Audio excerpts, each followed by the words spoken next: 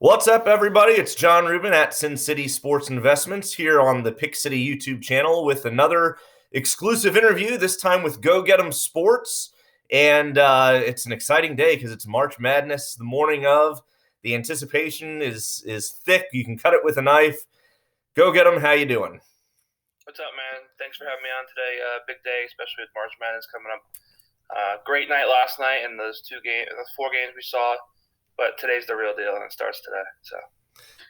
It starts in earnest today, and there are a lot of people that are going to have a lot of people are going to be calling off work today if they haven't already. So I already took that. I already took that honor, but I did that a week ago beforehand. So let's jump into it. Like I asked with Laker Crazy earlier in the week, kind of just want to get your background. How you got interested in sports betting and how you got started in the business with selling your picks and with Pick City. Yeah, so it actually happened about almost a year ago to the date with coronavirus hitting. Working a full-time job, I got furloughed at my job and needed an extra income. I always loved sports since I was a kid. Played 3 sports in high school. Was a sports freak. I'm a baseball guy, so that's coming up soon. There you go. This might be a little funny. I actually started capping table tennis. Okay. Russian table tennis. I think most people did that too, but when there was no sports going on in Russia, and Russian table tennis was the way to make some extra coin. I actually started with a guy named Major Wagers, who is another capper who does soccer, basketball, a little baseball, mostly soccer and basketball, some football. And I ran his Twitter for him. I started to see what he did with the process of selling and gaining information, of studying picks and what to do, what not to do, and managing a bankroll and those type of things. And I started my own brand and Go Get 'Em, and he definitely helped me out in marketing my brand and becoming bigger and bigger as the year goes on. And a year in, and I joined Pick City about 2 months ago now, and it's been going up ever since. But yeah, I love what I do. I love the studying. I love the information I can gain. I love the thrill of studying for a game, researching what you know, what you don't know, and putting that to your bankroll and making some money off of it. I just love that theory of sports betting and handicapping. So I'm with you on that. When I got started with it, it was really the same for me. It's almost as if you're betting on yourself, on your own abilities to research and analyze and break things down. And when you're right, you feel like a genius, and when you're wrong, that's the other side of it. and I tell my guys who are with me in VIP, and I tell them, when you guys lose, I lose. Yeah. And it's the fact that I'm putting time. I have a full-time job. I'm still putting my time and effort into every morning, waking up and seeing what's the best investment, because it's really what it is. It's an investment. That's right. It's an investment into what you can do with your money, the money that you have, managing a bankroll. For us, one unit is 3% of your bankroll. I think it's a good number. So, for example, if you have a $500 limit for the week, your one unit is $15, which still $15 might sound not like a lot, but if you gain 5 units a week or 10 units a week, or that's an extra tank of gas, extra bill you can pay for. So that's what I try to do for my guys. Yeah. I'm not here to make a crap ton of money off of them. I'm here to help. Basically, I'm here to help make another income for my guys. So that's definitely a part of it. That's why I do it. I love making people money. So. Yeah, and you're a quality over quantity guy at 3% per unit too, right? Yes. Yeah, absolutely. So along those lines, we talk about bankroll management. So you just mentioned one unit for you is 3% of the betting bankroll. Are there any other do's and don'ts that you've learned over the years when it comes to whether it's bankroll management or other kind of discipline with sports betting or anything else? So back when I started, so March into April, and then baseball came around, and I'm looking at baseball lines and stuff like that. I found some some alternate lines, let's say that alternate lines in the sports betting world. Depending on what book you have, some books have them, some books don't. But for example, with baseball, right, usually the line is -1.5 for a favorite. I found it as a better investment to maybe buy a little more juice and go the -1 route, which is a better investment, Yeah. right? Better investment, um, better chance to win, but you're laying more of the money down to get that 3% back. Mm-hmm. My do's and don'ts would be in that situation would be to lay more on the juice since you have more confidence in the -1. Stick to your plan. Stick to the 3%. Don't chase. Don't Mm-hmm. If you lose your first game of the night, say if the Dodgers lose by only win by 1 and you push, don't chase the next pick in the late game and don't do it. Go to 6%. Stay at 3%. Stick to a bankroll. Don't chase. Biggest thing. Don't Yeah. chase. Your losses will hurt or affect your life more than your wins in this business. So if you're winning, keep doing what you're doing. If you're winning consistently, keep doing what you're doing. If you're losing, keep doing what you're doing. Mm-hmm. It's going to turn around. There's going to be ups and downs. Like I said, the stock market, it's going to go up. It's going to go down. The downs are going to keep in play if you continue in this business. That's right. The ups are what make it in this business, but the downs are what going to affect you long term in this business. So I think one thing I can say is lose when you lose, and it's going to happen. You have to expect to lose. When you win, take it as a win, but the next day is a whole new day. The next day, if you win 5 minutes that night before, you could lose 10 the next day. But guess what? You have another day to live, and you still have those 5 minutes that you won the day before that. So that's right. Stay positive and keep trucking. It's people need to understand that it's entertainment. It's an investment, yes, but I think it's equal parts investment and entertainment. If it gets to the point that you're losing sleep and you're getting stressed out over watching a game, then it's no longer an investment or entertainment. It's just agony. So make sure that you stay within those confines. Now, I'm curious when you bring up the run line in baseball, and I don't know if you do hockey at all, but yeah, so you talk about the laying the 1.5 on the puck line, or in baseball, of course, the run line. What are your thoughts? This is something that I've done and I've heard others do as well. Is you split your bet up. Half of your unit is on the run line or the puck line, and the other half is on the money line. So it's sort of the best of both worlds. And if your team ends up winning or losing by 1, depending on which way you got it, it's essentially a push. What do you think of that? Yeah, so NHL, right? Start of the year, I hated it. I couldn't take it. I think I started 0-5. I said, you know what, guys, we're not doing NHL this year. I've had enough of it. I think we're down like 8 units or something like that. And all of a sudden, I went on a run, John. Yeah. I went 16-1. Wow. In my last 17. I'm 30-10 on the year. Wow. Up about 28.7 units on the year so far. Well done. And I definitely use the alternate line a lot, like baseball. Yeah. And I am not a 1.5 guy. I'm a regulation guy. Mm-hmm. So if I do, say tonight the Knights are playing the Kings, right? I'm looking at that game a lot tonight. The Knights are going to be favored by a lot. 1.5 is going to be plus probably 125, 130.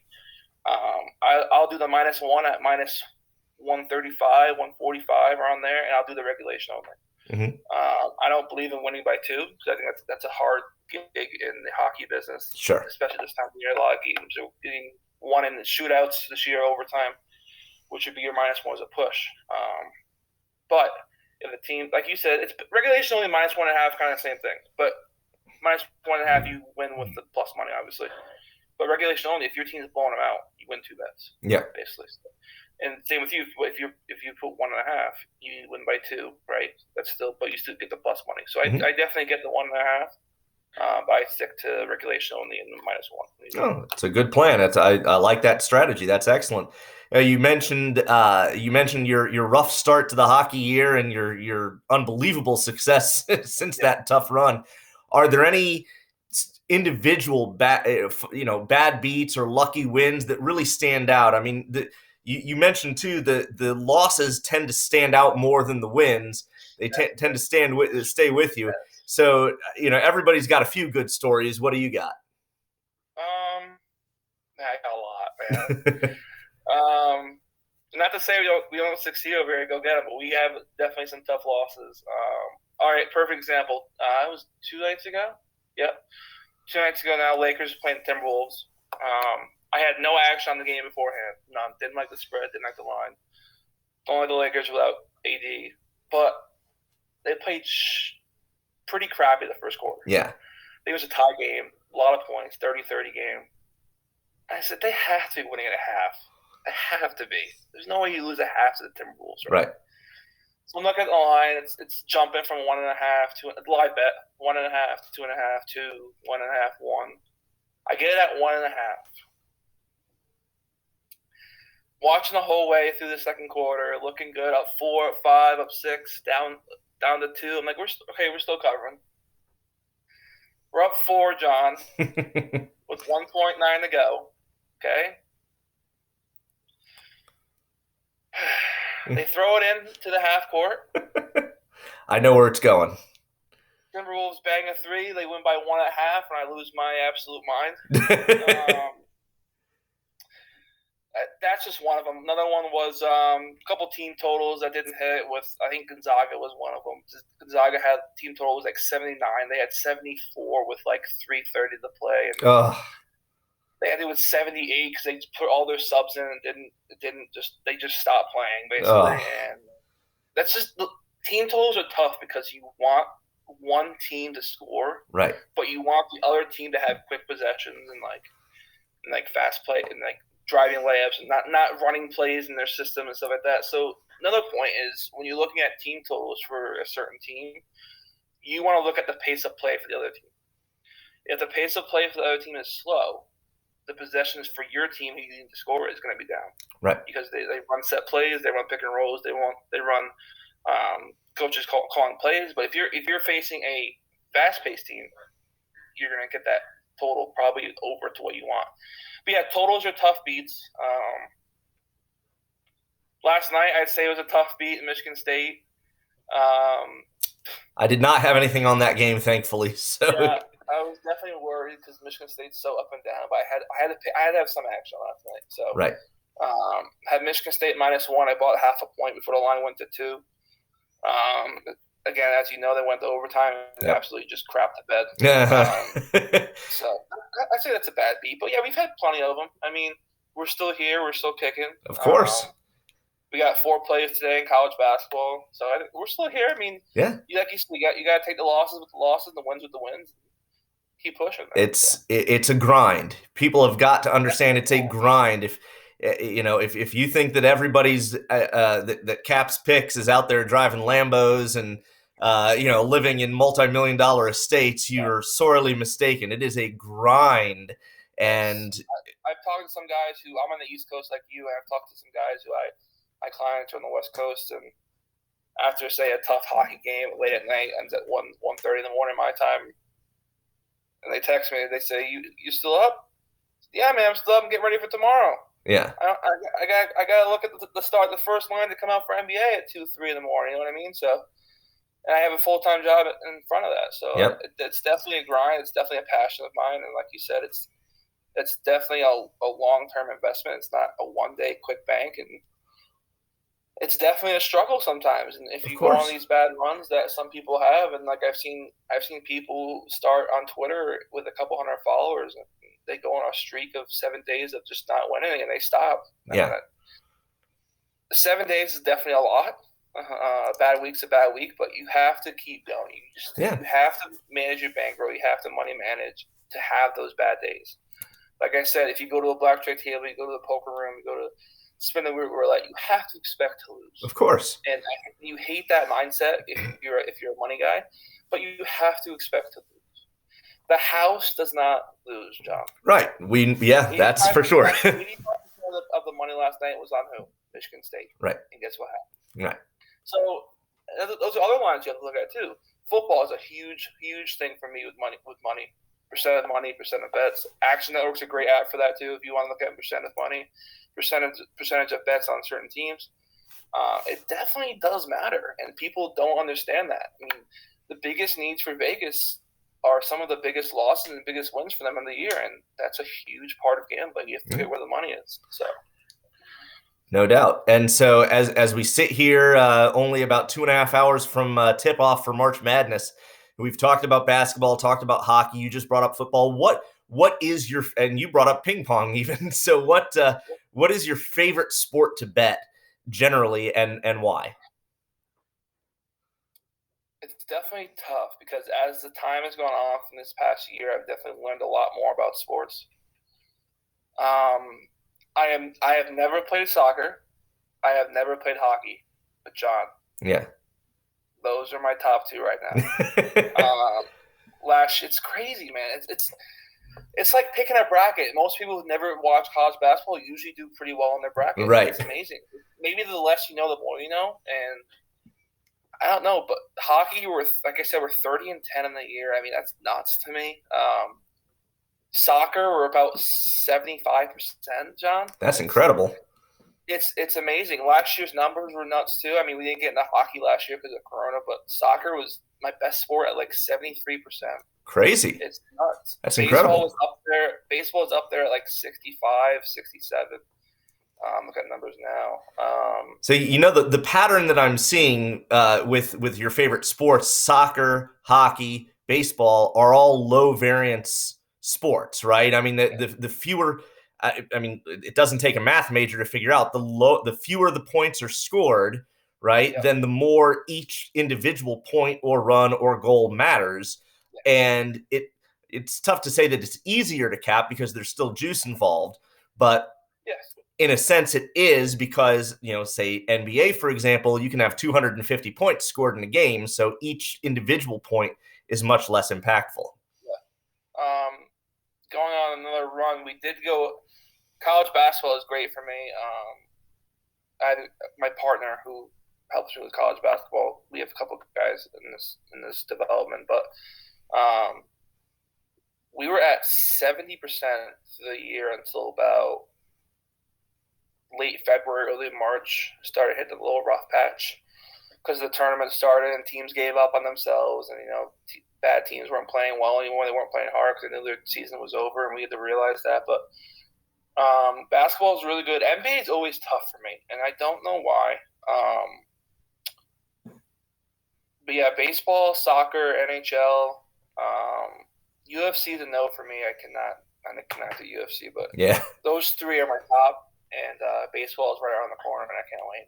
Yeah, that's fantastic. Hey, I'm doing spring training already, so it's, good times. I saw that. Yeah. Exactly. So as we wrap up here and get ready to pregame for March Madness, do you have any free picks, one or two that you want to throw out here in time for the games?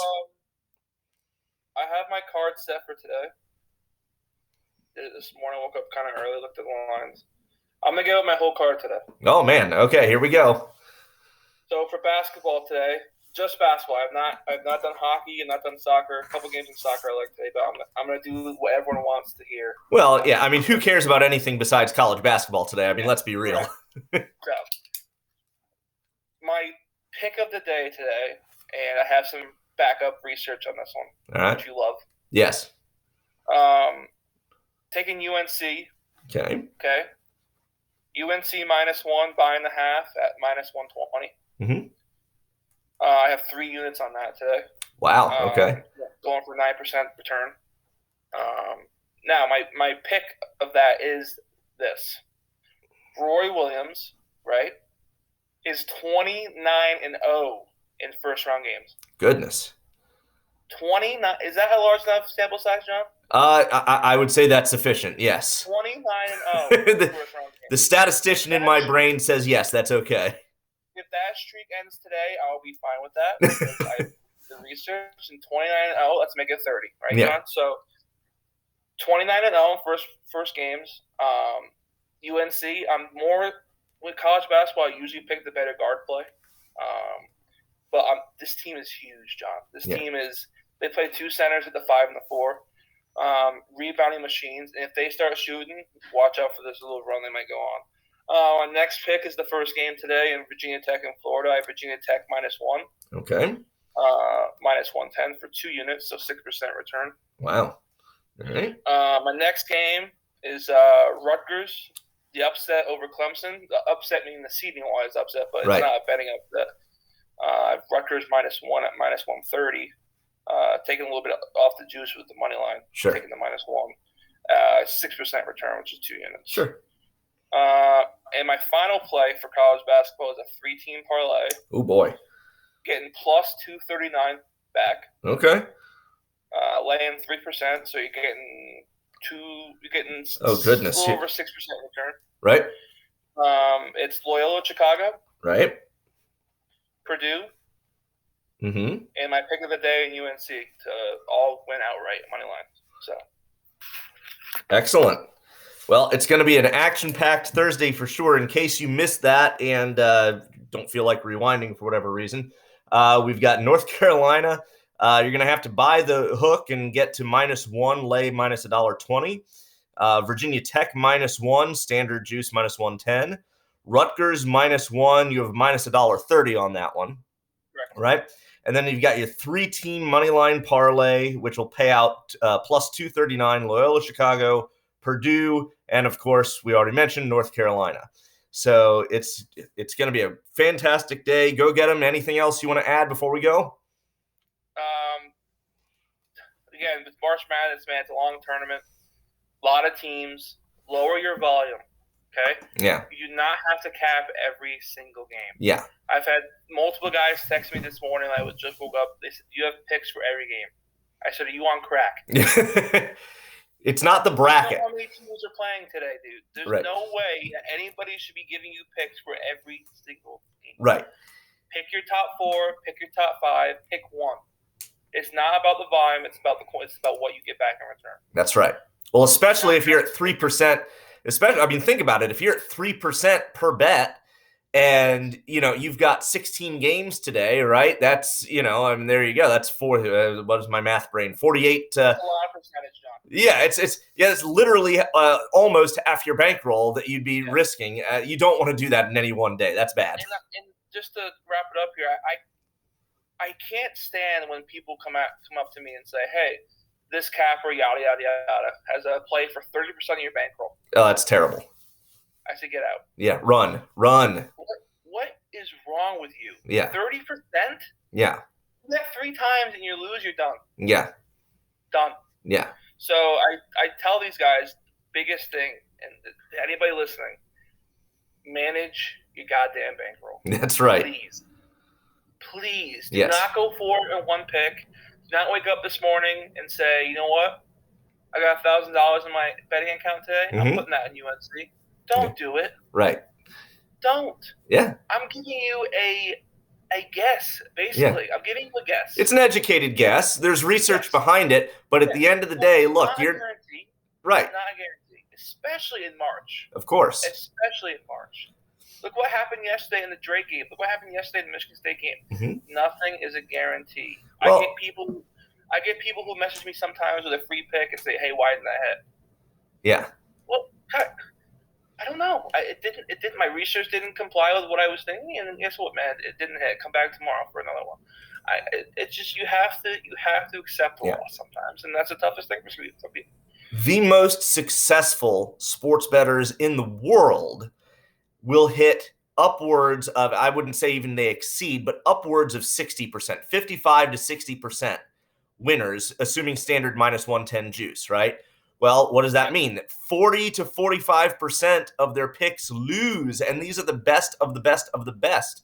So you cannot possibly expect to have long, sustained runs of success, except for you in hockey recently, of course. But other than that, it's just not realistic. So managing your bankroll is as important, if not more so, as picking the actual winners. And one more thing, we talked about an investment, right? This is an investment. This is not to make you rich in a day. What do you think is a good return on investment? Your numbers, guy. What do you think is a good number? My goal is 5%. Okay, I shoot for a 5% ROI. I think that's lofty, but I think that's what I go for. John, Go Get 'em Sports ROI for the year, 19%. Wow, that now that's 2021 year to date or a rolling That 300. is January to Okay, now. that's incredible. That's still 2.5 months. That's all calculated on the action report. You can follow me Yeah. in Action Network at Go Get 'em Sports with a Z. Yep.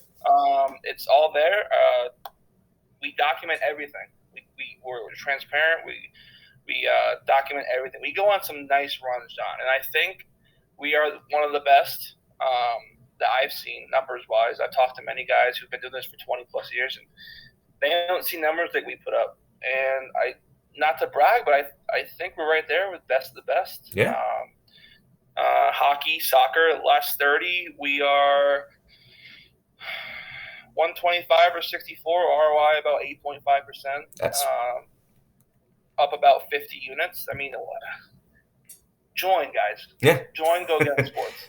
And follow on Twitter at GoGetEmSports. You can look them up on pickcity.com and just type in their name in the search field. They've got great deals on their packages. You can get an additional 10% off if you use the promo code SINCITY, CINCITY. But give them a follow, subscribe, listen to what the man says. I mean, 2.5 months of 18, 19% ROI can't be wrong. We talk about long-term sustained success, and it is all about the long term, but you might as well ride while the riding's good. So, yes, sir. So with that, I thank you for your time. Good luck with March Madness today. I'm definitely tailing most of your picks here, and we'll talk to you again down the road. Awesome job. Thank you. All right. Thanks very much.